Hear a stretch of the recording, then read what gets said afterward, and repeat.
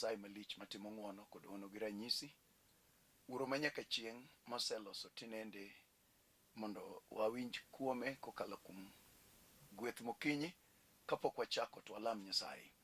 Wuoro maler, Nyasach Ibrahim, Isaka kod Jakobo, Nyasaye mantie jateko wuon loch, thuolo ni waseketore e lweti ni kuom nying maler mar Yesu Kristo ja Nazareth.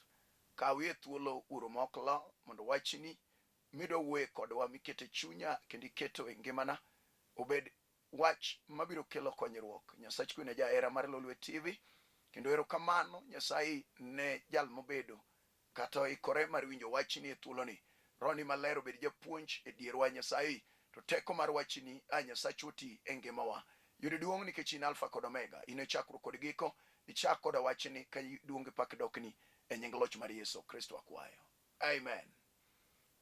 Wach Nyasaye ma Ruoth omiyo odiechieng' ma kawuono, ka waduto arwakou mondo wawinj kuom Ruoth, kendo Nyasachwa no dwache mondo otimre e ngimawa e thuolo ma kawuono ni. Muma wabiro winjo kata wabiro puonjore wuok e kitabu mar Isaya 49 matindo 15 nyaka 20. Muma wabiro wuoye kawuono en muma mar Isaya 49 matindo 15 nyaka 20. Muma wacho niya: to wi dhako bende diwil gi nyathi mane odhodho, koso wiye diwil adier gi wuode mane onyuolo. Kata ka obedo ni wiye nyalo wil, an to ok wiya diwil kodu. Ne asegori e tat lweta, kendo ohingani osiko neno anene wang'a.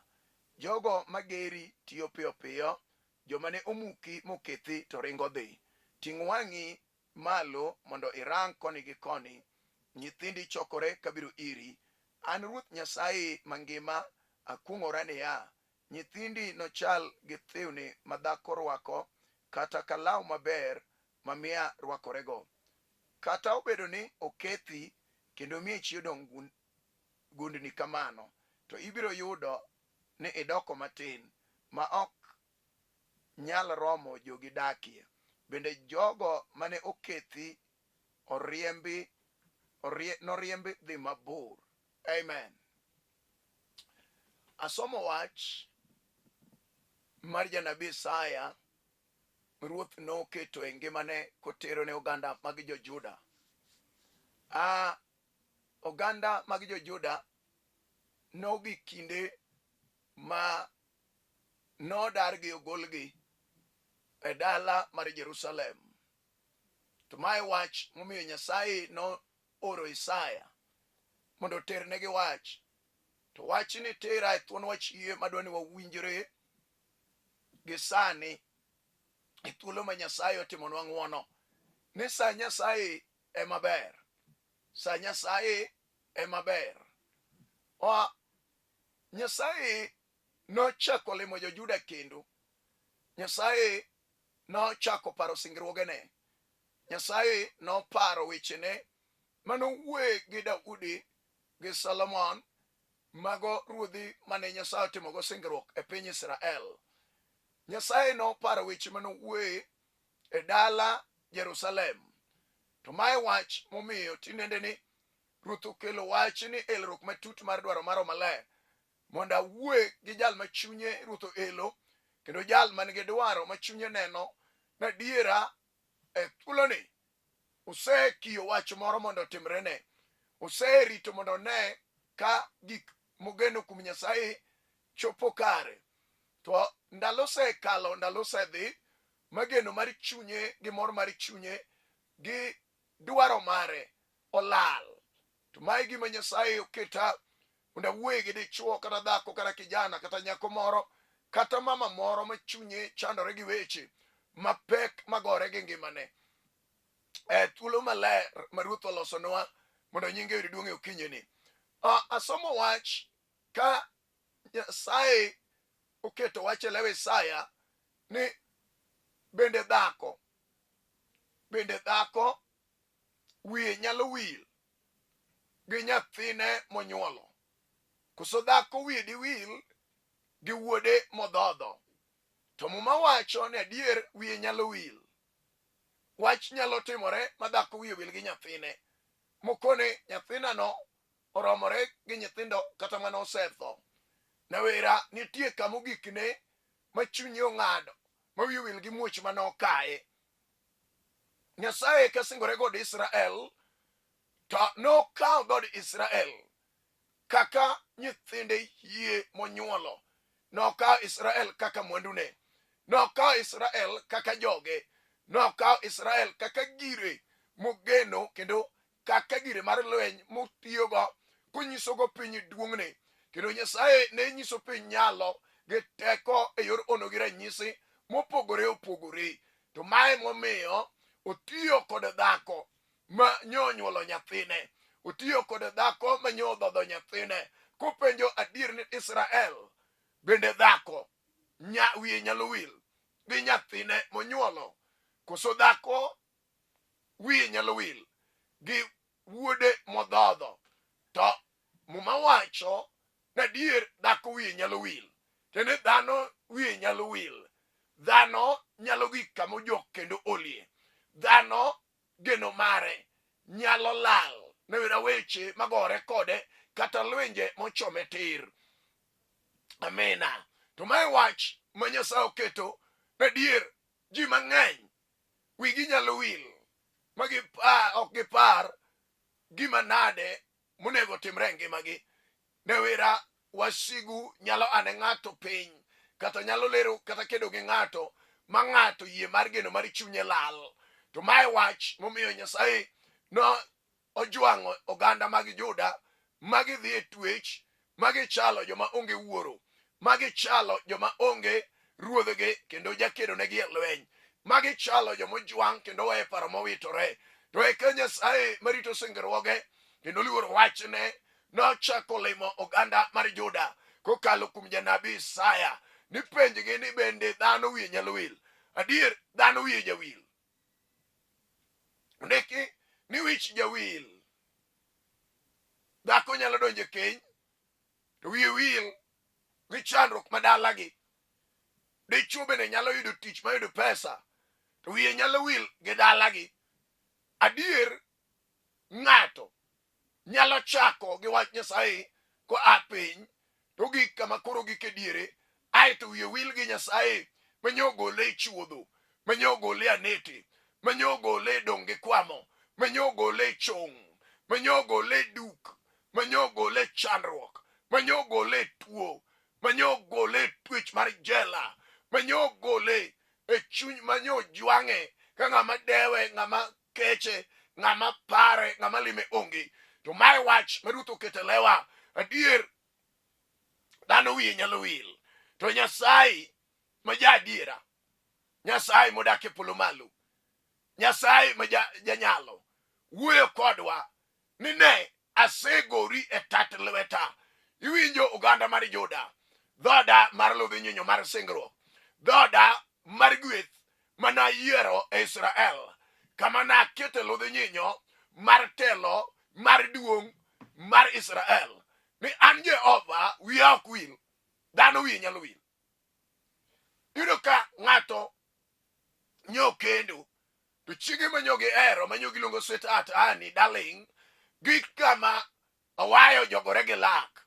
Mayudo ka ji koro luongore, kar luonge honey oluonge ununi, kar luonge darling oluonge dielni. Tiende ni gino kethore, wecho njawore, awayo jogore gi lak. Ma wigi wil kama nyoji chame gik mamit mag miluma manyo ginyalo loso go hera. Aeto wiye wil mowe chuore, mowe keny manyo dakie, wiye wil mowe chiege manogolo thurgi manyo ero, mochak dhi weke gi dhako moro machielo ma en bende wiye wil gi nyithinde, ma wiye wil gi ode, mokia ni jogo rwakore, jogo dhi skul, jogo chiemo nade, jogo dak nang'o, to ka piny boma ka to gichulo ot nade. Wicho wil. Wicho wil.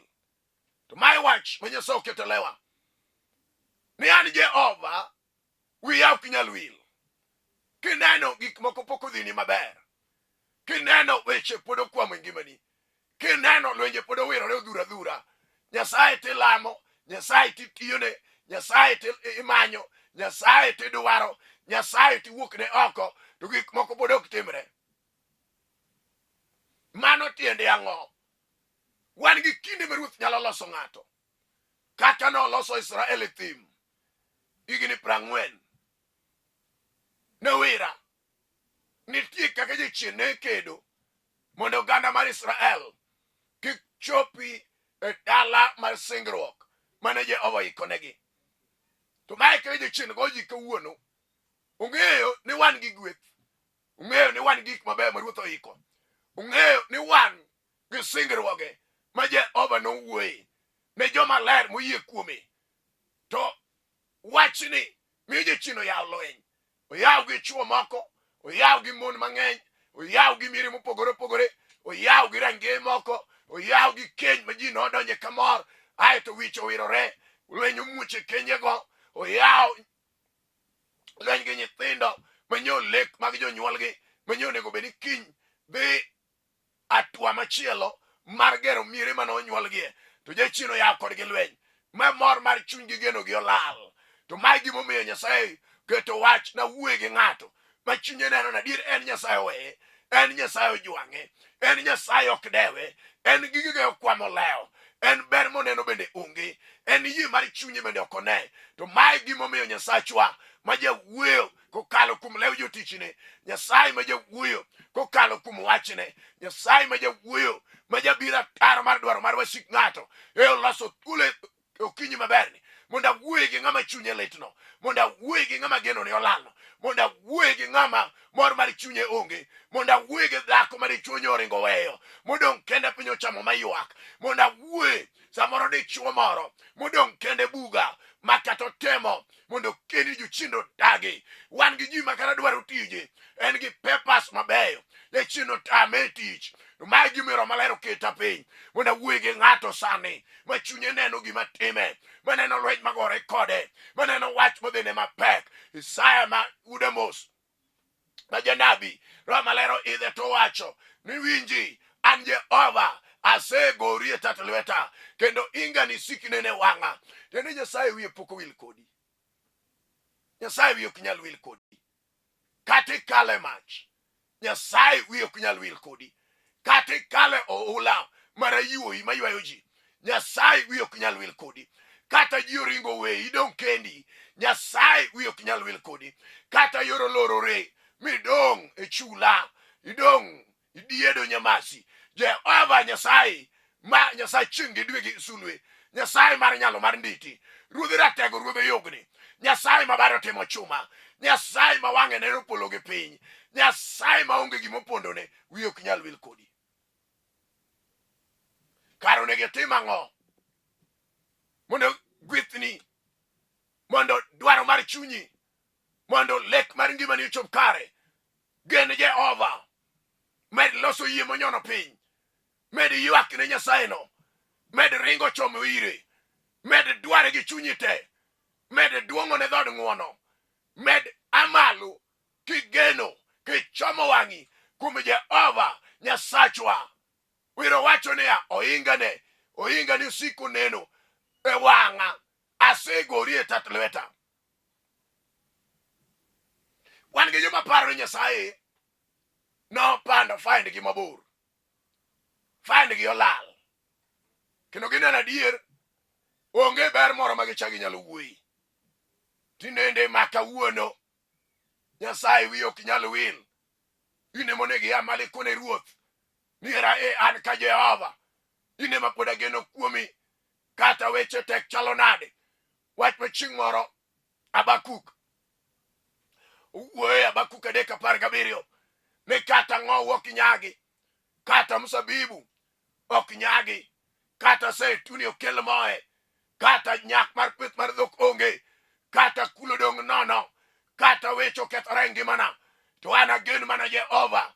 Mano wach ma chieng' moro achiel Ayubu wacho ni yai kata tuo ketho denda, kata ringra osenjawni, kata dendo top, kata dung' ang'we, kata adhonde omaka, to an gima ng'eyo ni an ane Nyasaye kod wang'a.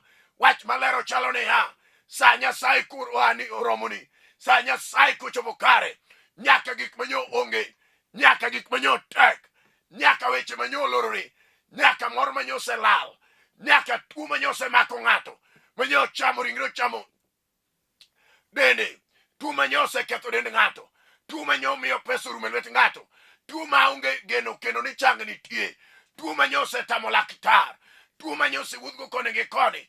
Omera ka ng'ato rito kuom Jehova, ka ng'ato geno kuom Nyasaye, jal mondiko wae tat lwete, Jehova no yar tat lwete kama, Jehova no kel gweth malich, kaka no lima Ayubu, mano aga en Ayubu malo, mochako changa dhondene, mochako duokore mwandune, mochako kete kom ruoth, mochako miye nying manyien, mochako rwako ne konde wiye, mochako duoko ne duong' kendo. Alera ng'oge sane, Saa Nyasaye pok odeko, Saa Nyasaye pok oleo, ini gena gena kuom Jehova, kone ne asegori e tat lweta, oinga ni nene wang'a, kata jogo manosekethi, kata jogo mane njawi, kata jogo mano niang'ni, kata jogo mano wuok ni ataro, kata joma no dhi ni lochro, kata joma no dhi ni fut moniang', kata negi imi gi weche mag juok, kata negi imi gi weche mag ndagla, kata negi niang' ni weche mag iye.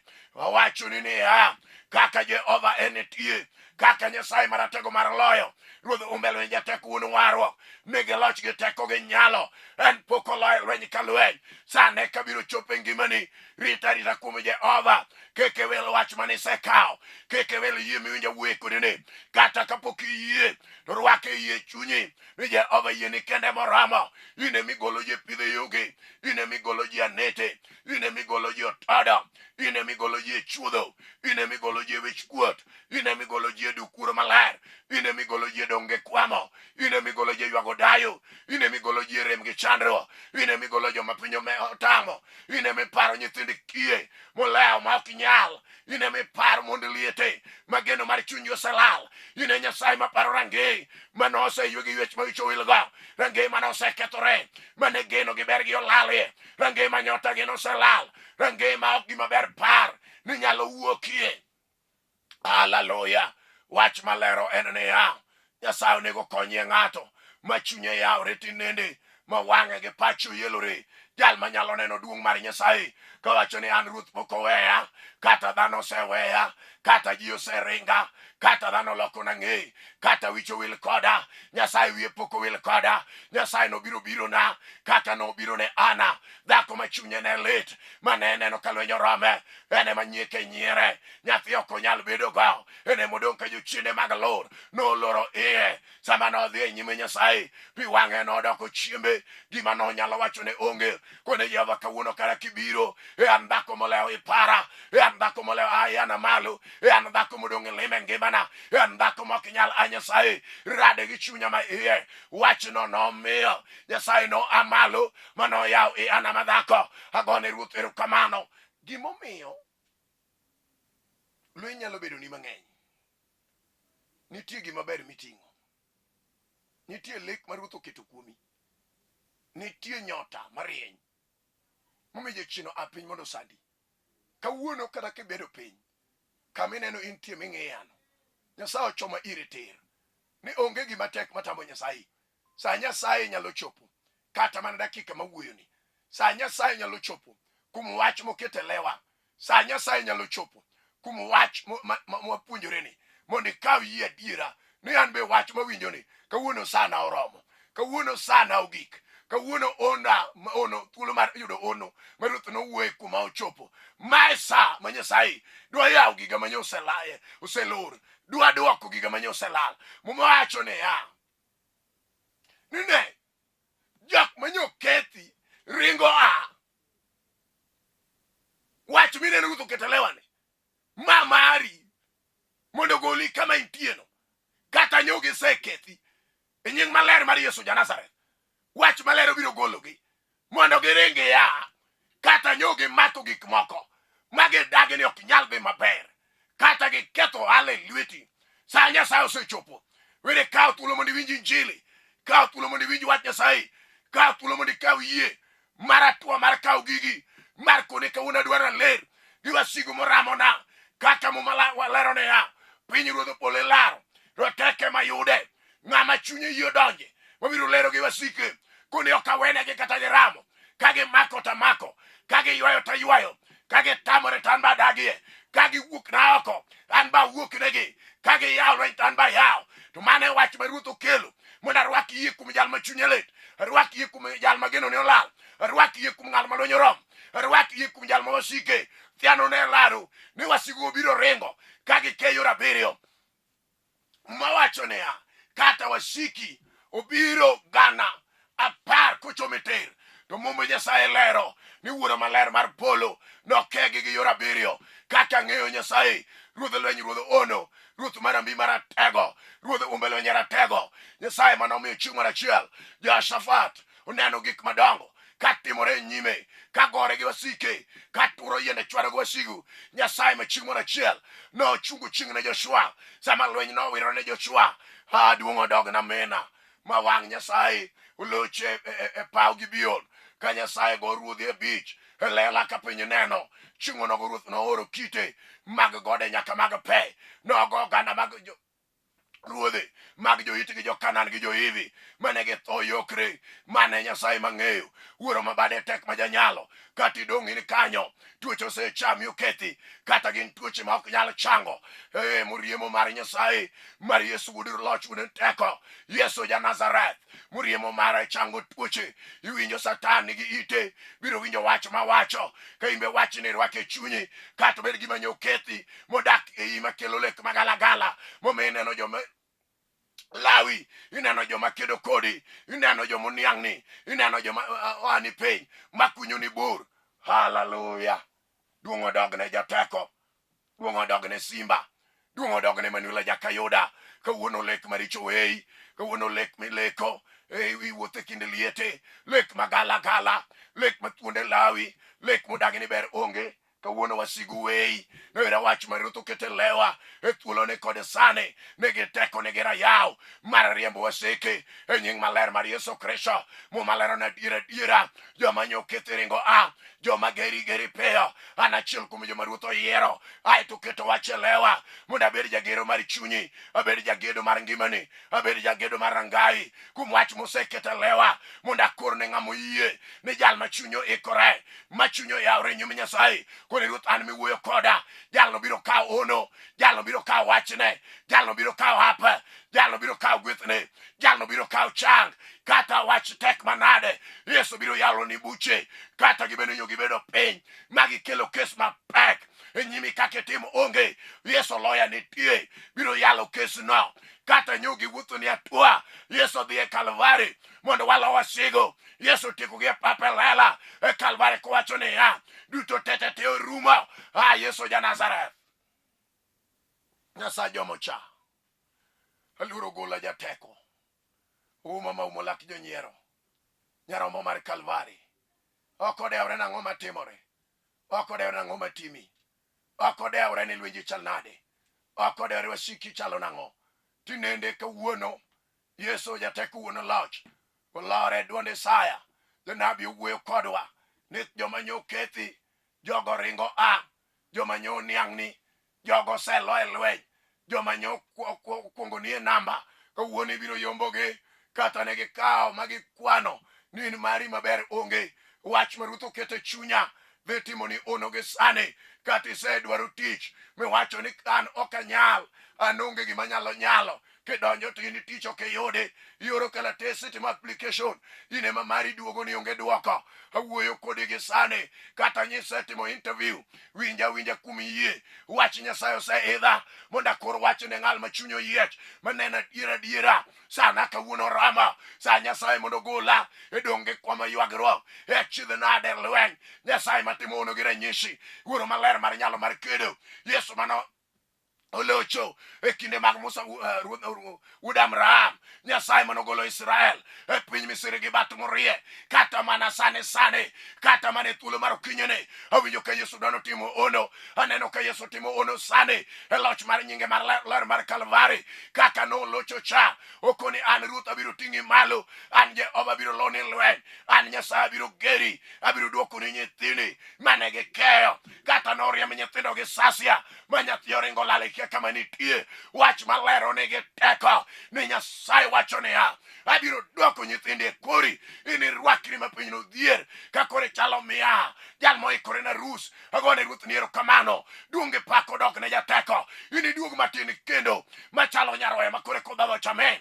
Agone Ruoth no erokamano. Nyasaye ma jaluok ji, ma jalos ji, Nyasaye ma jating' ji malo kendo, Nyasaye ma jamak lwet joma leo, Nyasaye ma jachang joma tuo. Nera murimo mar Yesu gudu Nyasaye ochango tuoche te kata mana sani gokinyi. Nyasaye matimo ono sea malo mondo rar gi chuny dhako, chuny kijana, kata jugi moniang' ni sandi mage sepe mago jiji mag lango. Nyasaye obiro mondo gole teko mag jugi mago jiji mag lango, kata dhiere momaki. Nyasaye okelo gweth gi sani mar ono mar loyo mar fedha. Ene wuod fedha gi dhahabu, kata jiwe idong' kendi. Jalimbi osebiro mondo limi. De kaw Yesu gudu Nyasaye, de kaw Yesu amina jateko, de kaw Yesu biri gida nyarombo, de kaw Yesu ratego suru mar okinyi, de kaw Yesu alfa kod omega, de kaw Yesu bur madho di Juda. Dalam kudi Nyasaye mar mbaka, jateko uno loyo nitie. Kaw ye alam kudi Nyasaye. Gaga chongi kama intieno. Awuro manyaka ching jatende lweny. Amena Ruodho waru kija kondomola. Rie badi mondi loche gi sani. Timbe ono Nyasaye malich mar mbaka. Kato bedi nyako mosedwaro ode, kato bedi nyako ma jochindo loro ne oko, kato bedi chuo ma ok nyal kendo, kato bedi ng'ama tuo ma tuo ketho dende, ma tuo chamo ringre, kato bedi ng'ama moro mar chunyo lal, kato bedi ng'ama loro ne oko geno lalne, kato bedi ng'ama mich mar chunye lechien no chamo ape, aeto nyota ne olal. Kawuono nying Yesu Kristo wuod Nyasaye, jateko wuono waruk jaler mar Israel, lem de chuone, lem dhako ne, yaw yore mag de chuone Nyasaye, yaw tije mag joma dwaro tich. Nyasaye timo ng'wono kod kech, loch gi teko ni mondo nere kigwedho jogi Nyasachwa ka nyalo mar badi umogi kendo lochonegi e nying Yesu Kristo akwayo, amen. Nyasachwa mondo gwedhi kendo ting'i malo. An ma awuoyo kodi, an Pastor ALFRED ODOYO, awuode Nyakach Kandaria, ajaneno kum Yesu. Yesu notimo na ng'wono yalo wachne piny Kibera, Karanja stage, kanye kama ntie bo kanisa mar God's Divine Word Ministry. Wan gi branches Makongeni Jogorod, kanyo Pastor Elisha Molo Majanga nitie, kendo branch machielo Dandora Fesoi bo Pastor Nicholas Otieno, Mawuda Lego kanyo wantie. Wan gi branch piny Nyakach Turwa, wan gi branch piny Kisumo Kasagam, kendo wan gi branches mamoko bende e piny Kano. Nyasaye matimo gik madongo madi gwedhna ka in gi dwaro kata wach madi dwaro mondo wakonyi kodi e lamo Nyasaye, ibed thuolo. Nyasaye chutim ng'wono mondo walam kodi Nyasaye. Inyalo gochona e namba na mar 0723 396805 kata Airtel 0101 396805. Nyasaye mondo gwedhi. Waradi tich ang'wen manyien, kendo en kinde mar ombulu. Nyasaye omiu kwe, wadhi wago ombulu gi kwe ka nying Nyasaye yudo duong'. Iwinjo gi thuolo ni, ng'ato ka ng'ato wuogo oko, jothurwa wuoguru oko, wadhi wago ombulu mondo nying Yesu yudo duong', mondo wan bende Nyasaye mating'o ji wang'ni oting'e onagi. Nyasaye nigi duong' mar timo ne joge. Nyasaye ogwedho duto e nying loch mar Yesu Kristo akwayo. Gini en marwa mar Jaluo. Amen. Shalom. Olimo ya wendora